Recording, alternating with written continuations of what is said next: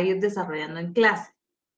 De igual manera, las clases quedan pregrabadas y ustedes las tendrán disponibles en la plataforma para que puedan repasar los contenidos, ¿verdad? Estén también al pendiente, revisen por favor la página de la universidad porque ya se les va a programar su primer parcial, ¿verdad? Entonces, revisen su calendario, ¿verdad? Y que no se les vayan a pasar las fechas. Por favor, estén atentos, atentas en ese sentido, ¿verdad? Ahí en la página, ahí encuentran el calendario, ¿verdad? De la programación de cada una de las clases.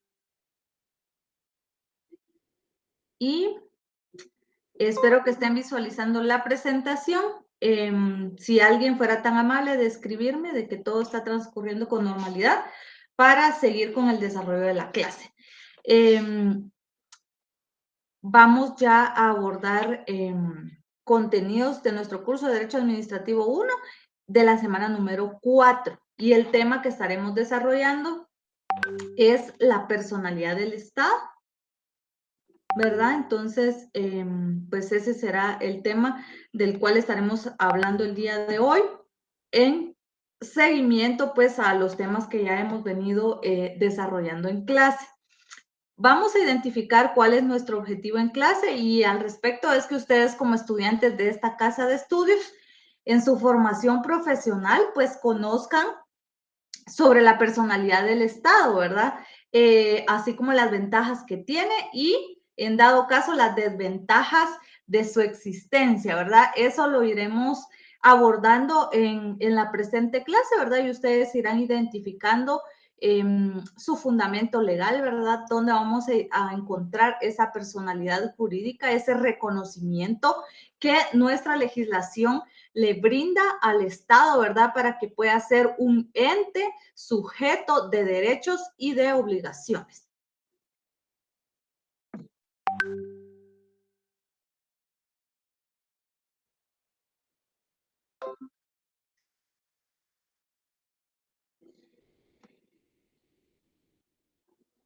¿Ok? No hay ningún correo, entonces voy a asumir de que todo está transcurriendo en forma normal. Primero que nada, vamos a identificar qué es esa personalidad jurídica del Estado, ¿sí? En ese sentido, vamos a indicar que es el orden jurídico el que atribuye a los individuos o a ciertas agrupaciones, ¿verdad? Es decir, el orden jurídico, la legislación que le da ese reconocimiento esa personalidad tanto a entes individuales como lo somos nosotros, ¿verdad? Que tenemos ese reconocimiento de esa personalidad. Eso está legislado pues en el Código Civil, ¿verdad? Donde se identifica de que la personalidad pues es esa investidura que tenemos y que nos hace sujetos de derechos y de obligaciones, ¿verdad? Esa personalidad es la que nos da esa capacidad, ¿verdad? Que nosotros como individuos pues adquirimos con la mayoría de edad. Sin embargo, hay ciertas entes, ¿verdad? Como lo es el Estado, como lo es una sociedad, independientemente de qué tipo de sociedad sea, que tienen un reconocimiento, ¿verdad? Y no solo estas, hay otras, las iglesias, asociaciones, que al momento de constituirse se les reconoce una personalidad jurídica, es decir, se les reconoce esa capacidad de que sean sujetos de derechos y de obligaciones, ¿verdad? Pues eso mismo sucede con el Estado de Guatemala, ¿verdad? El Estado como tal se le reconoce esa personalidad independiente de la de cada uno de nosotros como ciudadanos que la integramos, ¿verdad? Como lo indica acá en la definición, pues esa capacidad es para poder tener derechos y asumir obligaciones. La personalidad jurídica del Estado como persona colectiva, ¿verdad? Porque realmente es una colectividad, es la suma de todos nosotros como individuos. Ahí le da esa capacidad, ¿verdad? De que pueda adquirir derechos frente a nosotros y exigirnos también, ¿verdad? Para que nosotros nos obliguemos. ¿Qué derechos tiene el Estado de nosotros? Bueno, pues tiene el derecho a que nosotros, entre otros, ¿verdad?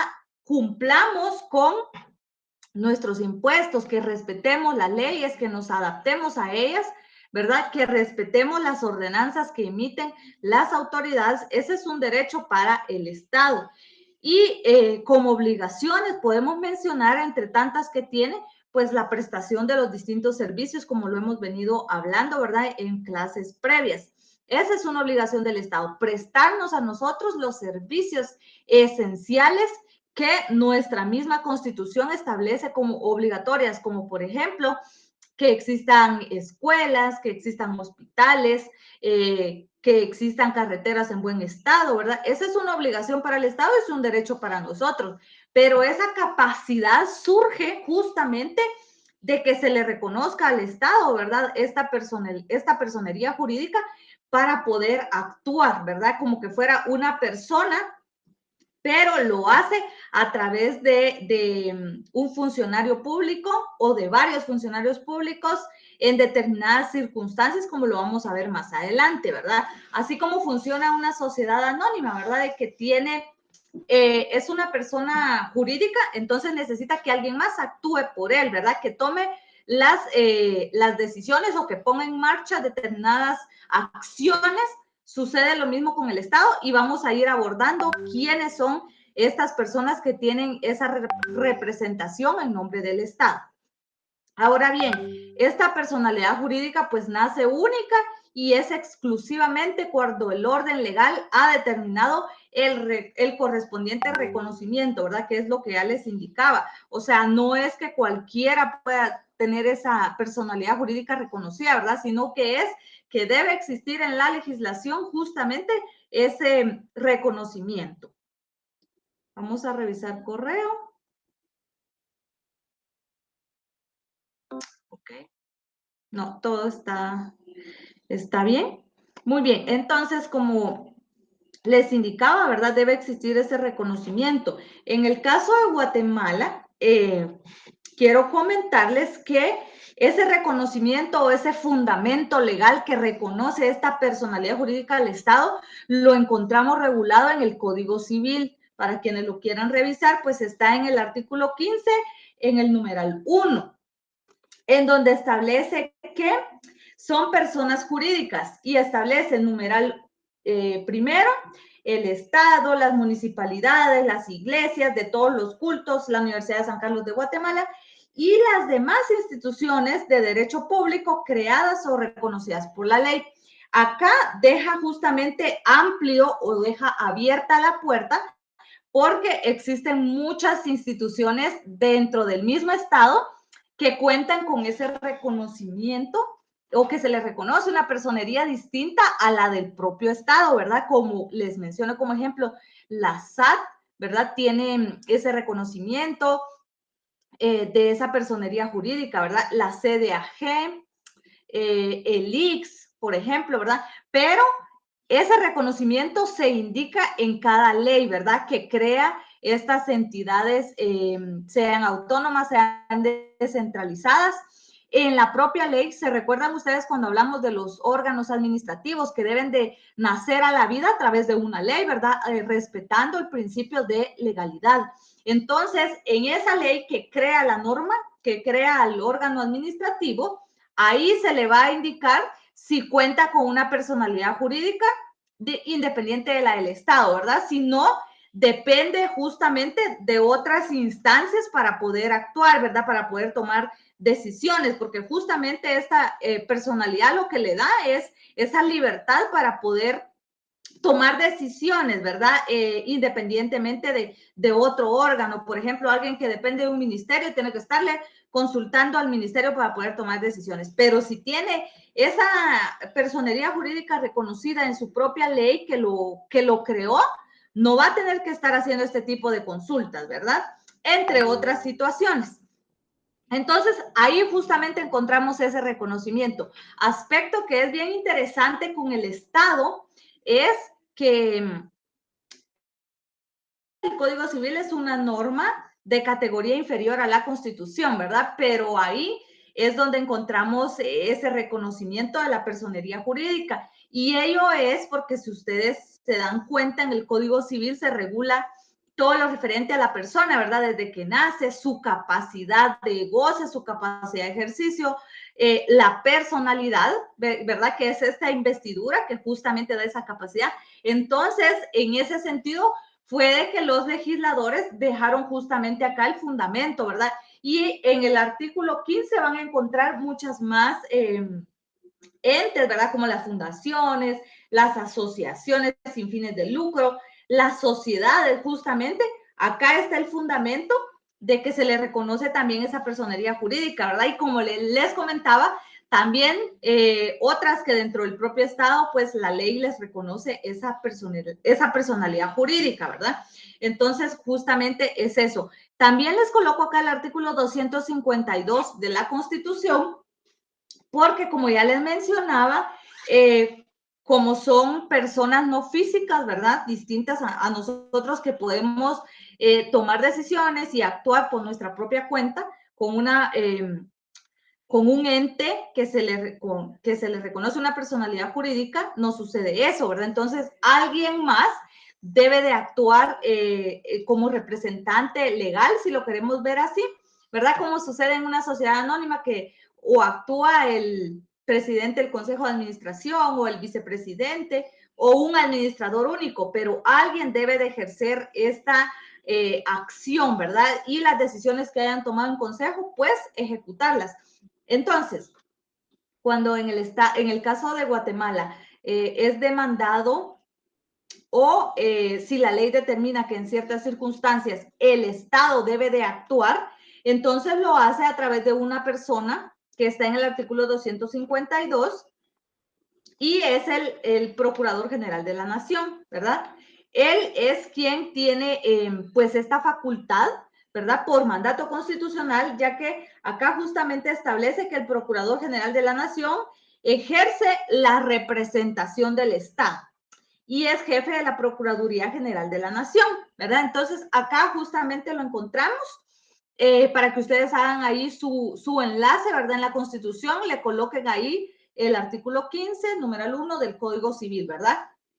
Entonces, es eso justamente, es el Procurador General de la Nación quien en asuntos relacionados a demandas, ¿verdad? Cuando el Estado sea demandado por otros estados o por incluso nosotros mismos, debe de comparecer la PGN, ¿verdad? El Procurador General, a través del Procurador General de la Nación.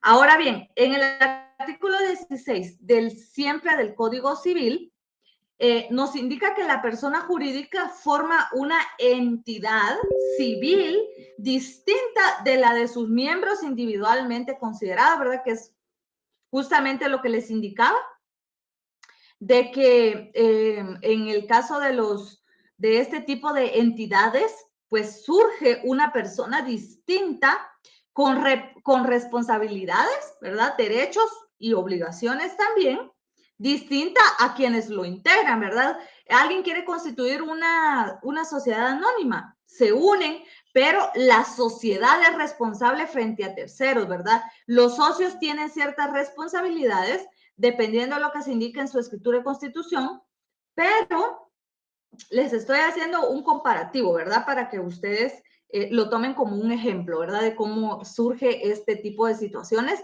en el caso del Estado, ¿verdad? Entonces, en el caso del Estado, tiene una responsabilidad frente a nosotros, frente a otros estados, si fuera el caso, independientemente de la de nosotros, ¿verdad? Por eso es que se le reconoce esa personería para que el Estado pues pueda tener esa capacidad de tomar decisiones siempre en beneficio de nosotros, ¿verdad? Porque recordemos que el Estado siempre va a buscar ese bien común. Entonces, esa es la idea, ¿verdad? De que se le reconozca pues esta capacidad independientemente de la de nosotros y puede ejercer todos los derechos y contraer obligaciones que sean necesarios para realizar sus fines. ¿Cuál es el fin del Estado? Buscar el bien común, ¿verdad? Entonces, con este reconocimiento, el Estado pues cuenta ya con esa capacidad, con esa libertad de no estarnos preguntando a nosotros qué hacer, ¿verdad?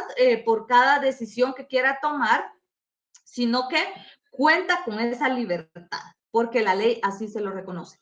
Y bueno, será representada por la persona u órgano que designe la ley, ¿verdad? Ya vimos que en general el Estado es a través del Procurador General de la Nación, y si fuera, por ejemplo, otra entidad, Si fuera la Universidad de San Carlos, lo hace a través del rector. Si fuera el ICS, lo hace a través del director, ¿verdad? O quien elija la junta directiva. Ahí va a depender lo que la ley justamente establezca, ¿verdad? Para que pueda actuar en nombre de cada órgano administrativo o en nombre del Estado. El actual procurador, que por cierto acaba de ser nombrado, es Werner Gómez González. Es el actual procurador, ¿verdad? Para que lo tomen en cuenta, y es la persona que por mandato constitucional debe de tomar las decisiones en situaciones o representar al Estado en determinadas circunstancias que la ley así lo faculte, ¿verdad? Existe una ley que es la 512, ¿verdad?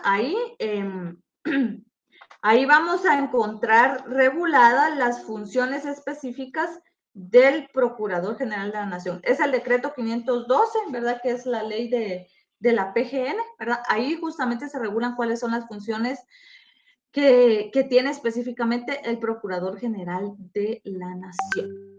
Ahorita vamos a continuar. Ok, solo estaba chequeando correo.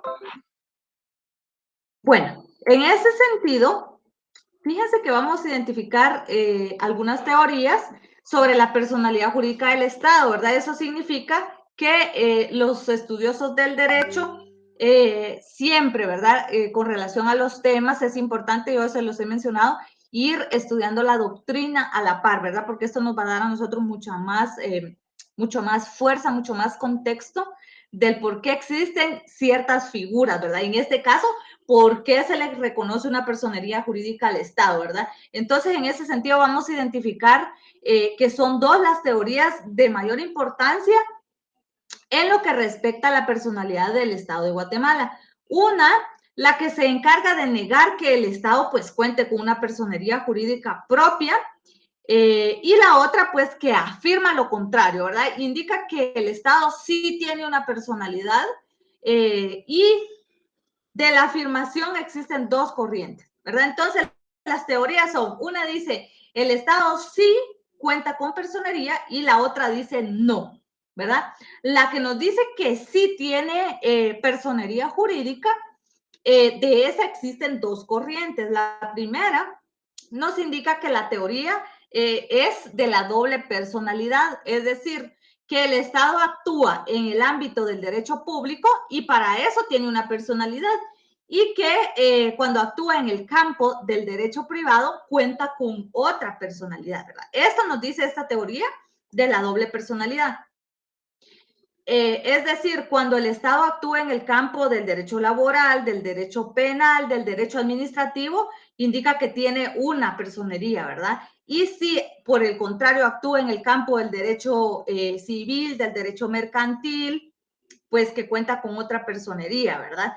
Pero eso nos dice esta corriente. Y la otra, pues la otra nos indica que existe una teoría de la doble voluntad con una sola personalidad, ¿verdad? Entonces acá está diciendo que el Estado tiene doble voluntad, pero sí le reconoce una personalidad, ¿verdad? Y nos indica que se manifiesta en dos aspectos o voluntades, según las circunstancias en que aquel le toque actuar. Y pues indicarles de que nuestra legislación acepta la teoría de una personalidad con voluntad doble, ¿verdad? Pero ya, como se recuerdan ustedes que el derecho es cambiante, va evolucionando, y estas al final son teorías, ¿verdad? Para que sea ciencia, pues deben de comprobarse como tal, ¿verdad? Desde mi punto de vista, es importante que reconozcamos, y ya lo vimos en el Código Civil, claramente al Estado se le reconoce una personalidad. O sea, el Estado tiene personalidad, así de simple, y eso le da justamente esa capacidad de actuar en cualquier ámbito, ¿verdad? Sea en el ámbito público, sea en el ámbito privado, ¿sí? El Estado tiene la capacidad de intervenir. Ustedes recordarán que el Estado interviene prácticamente en todo, independientemente si es derecho público o derecho privado. Existen entidades que van a intervenir en el actuar de cada uno de nosotros. Por darles algunos ejemplos, en el derecho mercantil es parte del derecho privado. Sin embargo, el Estado crea el registro mercantil. El registro mercantil es parte del Ministerio de Economía, ¿verdad? Y ahí justamente se registran todas las sociedades anónimas. Ahí se registran, ahí también se cancelan, ahí se inscriben comerciantes, las representaciones legales, ¿verdad? Entonces, si se dan cuenta, el Estado siempre va a tener esta intervención, va a regular todo. Lo mismo sucede cuando yo me quiero casar o me quiero divorciar o tengo algún problema con mi familia. El Estado va a intervenir. Existen juzgados específicos que llevan a cabo estas situaciones. Tenemos el RENAP, ¿verdad? Que si yo me caso, voy a inscribir mi matrimonio. ¿A dónde? A RENAP. Y el RENAP es una entidad que depende del Estado. Entonces, acá podemos darnos cuenta que el Estado va a tener intervención en todos los aspectos, ¿verdad? Sean de derecho público o de derecho privado. Y eso es porque justamente tiene este reconocimiento, tiene esta personalidad jurídica que le da esta capacidad, ¿verdad? Para actuar en ambos campos. Entonces, que tengamos pues presente esto, ¿verdad?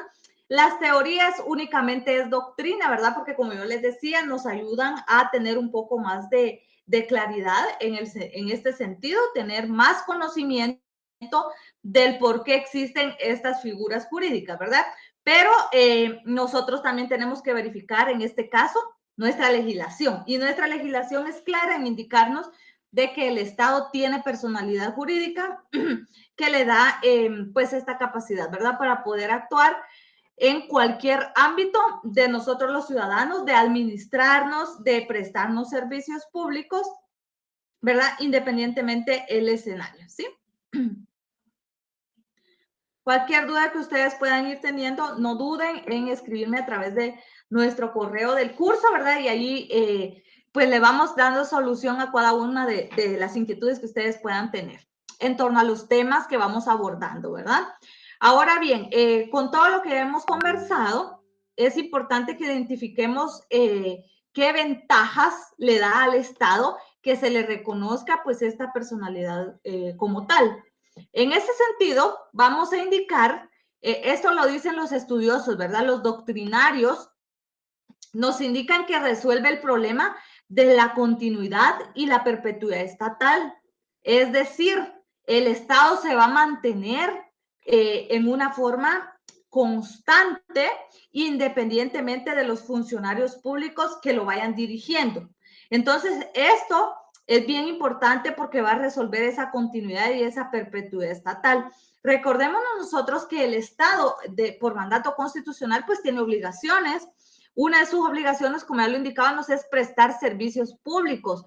Y imaginémonos nosotros que esa personalidad desapareciera cada 4 años, cada vez que se nombra un nuevo gobierno, entonces tendrían los inconvenientes, ¿verdad? Entonces acá con esto se resuelve porque el Estado va a seguir siendo el Estado, independientemente de quienes lo estén dirigiendo, ¿verdad? Esa es una de sus ventajas, ¿verdad? Que se le reconozca esa personalidad. La siguiente ventaja es que explica las relaciones patrimoniales entre la administración y los administrados. Recordémonos nosotros que el Estado, para poder prestar estos servicios públicos, debe de contar con recursos, ¿verdad? Y en ese sentido, pues, como tal, el Estado se le va a reconocer, pues, la propiedad de todos los bienes, ¿verdad? Recordémonos, el Estado tiene inmuebles a su nombre, vehículos, a través de los distintos órganos administrativos. Entonces, en ese sentido, le da esa capacidad de poder administrar también todos los impuestos que nosotros pagamos, ¿verdad? Mensualmente o anualmente, dependiendo de qué impuesto se trate. Y todo lo que ingresa a las arcas del Estado, pues justamente con esta personalidad jurídica se le da esa capacidad de poderlos administrar, ¿sí?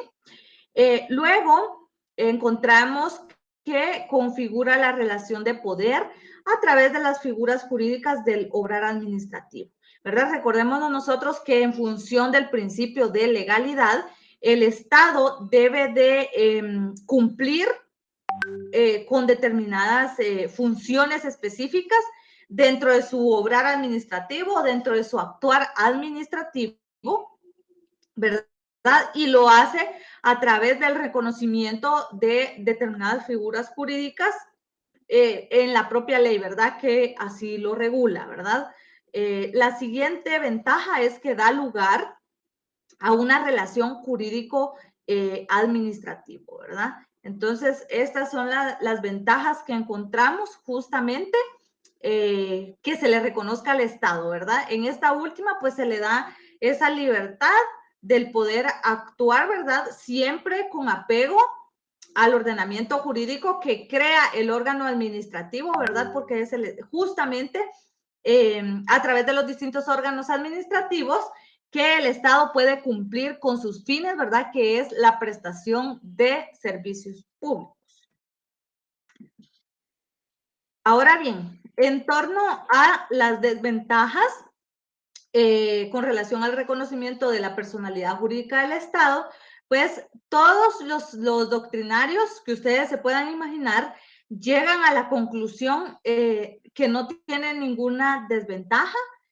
Por el contrario, ¿verdad? Son todas las ventajas que ya nosotros identificamos, que se le reconozca al Estado esa personalidad, ¿verdad? Porque le da esa capacidad de poder tomar decisiones sin necesidad de estar consultando a la ciudadanía, ¿verdad? Sino que por su propia voluntad puede tomar decisiones en pro de nosotros, ¿verdad? Por eso tenemos una constitución en donde justamente se regulan todos nuestros derechos, se regulan obligaciones, se regulan instituciones y toda la estructura del Estado de Guatemala, ¿verdad? Para el cumplimiento de sus fines. Entonces, el reconocerle esta personería facilita las cosas, ¿verdad? Y como podemos identificar, pues no encontramos ninguna desventaja, ¿verdad?, del Estado en torno al reconocimiento de su personalidad jurídica.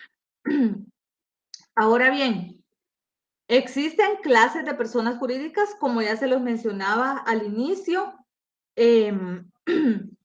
Una de ellas es las personas jurídicas de derecho público. Por el otro lado, encontramos las personas jurídicas de carácter comercial e industrial. Y por último, encontramos las personas jurídicas de carácter social. Entonces, con relación a las primeras, a las personas jurídicas de derecho público, aquí vamos a ubicar todas las personas jurídicas que tienen una relación directa con el Estado o que prestan servicios o que están a disposición del Estado de Guatemala para el cumplimiento de sus fines, incluido el propio Estado, como ya lo vimos, ese reconocimiento. También tenemos al municipio, que se le reconoce esa personalidad jurídica independientemente de la del Estado, ¿verdad? También está en el artículo 15, en el numeral 1, las empresas municipales, las empresas estatales, las sociedades de economía mixta. Las sociedades de economía mixta son las que cuentan con un capital del Estado y también cuentan con un capital de la empresa privada, ¿verdad? Por eso son de economía mixta. También acá encontramos, no está acá, pero son todo lo que ya les indicaba, ¿verdad? Todas aquellas instituciones que forman parte del derecho público y que la propia ley así los reconoce, ¿verdad? Les reconoce esa economía, esa personería jurídica, ¿verdad? Como puede ser la SAT, por ejemplo, cuenta con ese reconocimiento, esa personería jurídica independientemente de la del Estado, que le da esa capacidad de poder actuar, ¿verdad? Con libertad, con independencia funcional, ¿sí?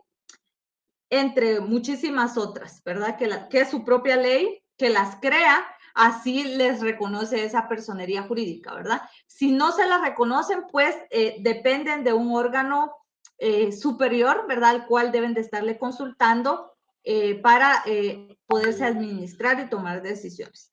Luego vamos a identificar las personas jurídicas de carácter comercial o industrial, es decir, las que tienen como finalidad el lucro, ¿verdad? Obtener pues ganancias como tal. Acá encontramos las sociedades civiles, ¿verdad? Hay distintas sociedades civiles que se crean o se constituyen con finalidad de lucro, ¿verdad? Con actividades distintas. Puede ser, por ejemplo, una sociedad civil de auditores, de abogados, ¿verdad? De distinta, pues, actividad comercial. También encontramos las sociedades mercantiles. Estas pues están reguladas en el Código de Comercio, las sociedades civiles están reguladas en el Código Civil, ¿verdad? Específicamente a partir del artículo 1728, ahí vamos a encontrar pues esa regulación legal. Ahora con relación a las sociedades mercantiles, pues ahí encontramos la sociedad anónima, la sociedad en comandita simple, sociedades de responsabilidad limitada y ahora pues las sociedades de emprendimiento, ¿verdad? Que son sociedades relativamente nuevas, ¿verdad? En funcionamiento, pero que ya están disponibles, ¿verdad? Para quien quiera utilizar esta figura jurídica. El punto acá es justamente eso, ¿verdad? Que este tipo de entidades se les reconoce también esa personería jurídica independientemente de la de los socios que la integran, ¿verdad? Y esto pues le da justamente esa capacidad también para poder tomar decisiones y ejecutarlas a través de un representante legal, como ya se los había indicado, ¿verdad? Que puede ser un presidente o un administrador único. Ahí sí depende de lo que regulen, sean sus estatutos o sea su escritura de constitución. Luego, identificamos las personas jurídicas de carácter social, es decir, que no pretenden lucrar, ¿verdad? Sino que pretenden realizar una actividad social, ¿verdad? Prestar servicios sociales, no necesariamente gratuitos, pero sí a muy bajo costo, ¿verdad? Pueden ser farmacias, pueden ser asociaciones de médicos, ¿verdad? Que presten servicios a bajo costo, consultas a bajo costo, por darles un ejemplo, ¿verdad? Pero pueden ser de diversidad de actividades sociales, ¿verdad? Que se realicen. A estas también pues se les reconoce esa personalidad jurídica, ¿verdad? Para poder actuar y poder tomar decisiones y así se les reconoce en el Código Civil esa capacidad. También las instituciones en las cuales se lesione un capital que cuente con un determinado fin social de beneficio para la colectividad, puede ser una ONG, ¿verdad? Que también tienen este tipo de acciones de carácter social, ¿verdad? De ayudar a la sociedad como tal. Ustedes recuerden, ¿verdad? Que el Estado pues es el que tiene ese compromiso obligatorio de prestar servicios públicos, pero este tipo de instituciones son importantes porque normalmente vienen ayudas internacionales o incluso el mismo Estado les aporta económicamente porque están ayudando a cumplir justamente funciones que muchas veces pues el Estado no las logra cubrir, ¿verdad? Y a través de este tipo de instituciones sociales, pues coadyuvan, ¿verdad? Coadyuvan a la finalidad del Estado, que es el bien común a través de los servicios públicos, ¿verdad? Y entonces son instituciones de derecho privado, pero con una función social que van a coadyuvar a las acciones que el Estado como tal debería de realizar.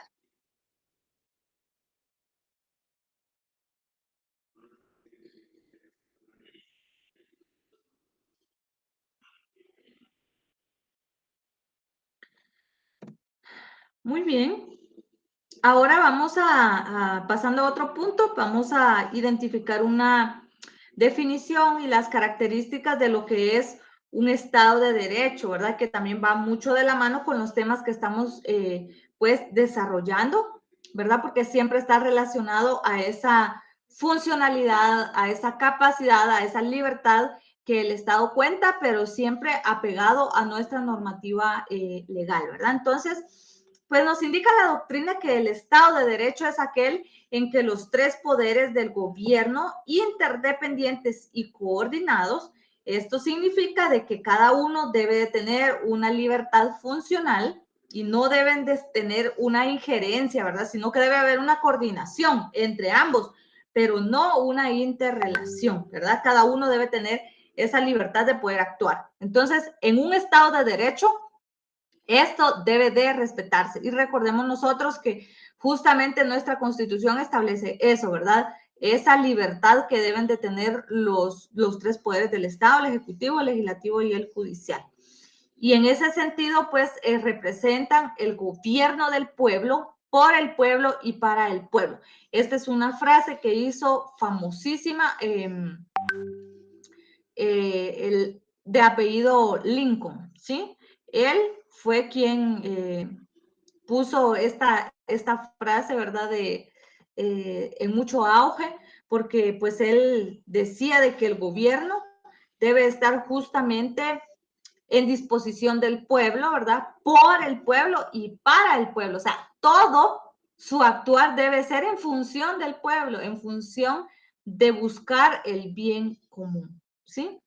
Y el gobierno es la colaboración y la concurrencia de los tres poderes, ¿verdad? Es decir, cada uno tiene su función y debe de cumplirla como tal para lograr realizar una integración, ¿verdad? En el actuar del Estado. Identificados a través de las normas jurídicas, ¿verdad? Ya que ahí se les reconoce sus funciones. Ya sabemos que cada órgano del Estado pues cuenta con su propia ley orgánica, ¿verdad? Que regula sus funciones, ¿verdad? Y también ahí pues se fundamenta en función del principio de legalidad y caracteriza al Estado de Derecho que busca alcanzar, ¿verdad? Ahí se establece cuál es esa finalidad como tal. Dentro de las características de un Estado de Derecho vamos a identificar que debe existir una igualdad de todos los ciudadanos ante la ley. Esa igualdad pues la encontramos regulada en el artículo 4 de nuestra Constitución. Luego identificamos la separación de poderes en el artículo 141 de nuestra Constitución Política, ¿verdad? Que es lo que ya les identificaba. Los poderes no deben de estar no debe tener injerencia uno con el otro, ¿verdad? Cada uno debe cumplir con su finalidad como tal. Luego, la participación en la adopción de decisiones. En un Estado de Derecho, nosotros como ciudadanos debemos de participar en el nombramiento de nuestras autoridades, ¿verdad? Para considerarse que estamos en un Estado de Derecho bien definido y que así nos lo establece. Recordémonos que la doctrina es la que nos establece sus características. Entonces, nosotros vamos a identificar, ¿verdad? Ya con todo lo que les estoy diciendo, ustedes analicen el panorama y identifiquen si realmente en Guatemala hay un Estado de Derecho como tal. Y lo último es la transparencia en los procedimientos legales, ¿verdad? Que no se den situaciones que tiendan a dar confusión. Los procedimientos deben de ser claros y transparentes. Las elecciones, y no como está sucediendo ahorita, ¿verdad? En la Universidad de San Carlos de Guatemala con el proceso de elección del rector. Ahí nosotros podemos ya ir identificando, ¿verdad? Que ahí no hubo una transparencia, existen muchas anomalías en la elección del mismo, ¿verdad? Este es un ejemplo de los muchos que nosotros escuchamos que se dan, ¿verdad? Y es importante que les pongamos atención, ¿verdad? Cuando se dan elecciones, por ejemplo, el procurador de los Derechos Humanos, Procurador General de la Nación, la fiscal y estos puestos importantes, ¿verdad? Los magistrados de la CC, de la Corte Suprema de Justicia. Entonces, ahí nosotros tenemos que tener presente esta parte y ver, identificar si los procedimientos son transparentes y son apegados a la ley, ¿verdad? Ahí vamos a ir identificando nosotros si estamos en un Estado de Derecho o no. Luego vamos a identificar la figura del Estado constitucional.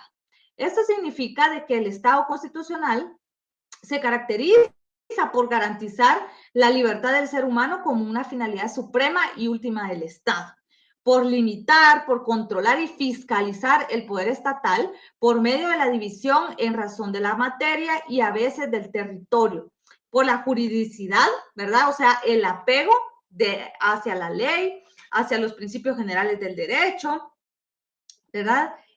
Hacia la costumbre, ¿verdad? Todo eso, recordémonos que encierra la juridicidad o el imperio del derecho, ¿verdad? Entonces, específicamente el Estado de Derecho es que nos apeguemos a la Constitución y a toda nuestra normativa como tal, ¿verdad? Para identificar nosotros de que estemos en un Estado constitucional, ¿verdad? La Constitución y las normas constitucionales deben de imperar ante todo. Por la soberanía popular o gobierno de las mayorías con la colaboración, ayuda, coordinación y fiscalización de las minorías y respetando siempre los derechos de esta. Les coloco acá el artículo 44, ¿verdad? Que nos indica que todos aquellos derechos que aún no están reconocidos en nuestra Constitución forman parte de nosotros como ciudadanos, ¿verdad? En donde se forma también un bloque de constitucionalidad en ese sentido. Luego identificamos el artículo 175 y el 204 de nuestra Constitución en marco al respeto justamente de la jerarquía normativa, ¿verdad? Es decir, el respeto del orden constitucional como primacía del Estado de Guatemala. Como siempre, ¿verdad? Yo les dejo acá algunas preguntitas que es importante pues que ustedes las tomen en cuenta, las puedan resolver para cuando ustedes ya